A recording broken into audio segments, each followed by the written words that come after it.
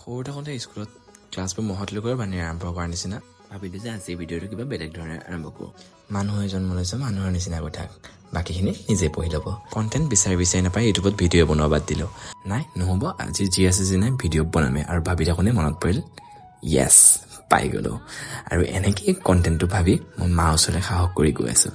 যিহেতু দাদাৰ লগৰটোৰ বিয়া, ভাবিলোঁ বাপেকে মোৰ বিয়াখনৰ কথাও কৈ পেলাওঁ। আৰু মাৰ ওচৰলৈ গৈ ক'লোঁ যে মা, মই বিয়া পাতিম। নষ্ট যোৱা মোৰতো বেয়া নকৰ।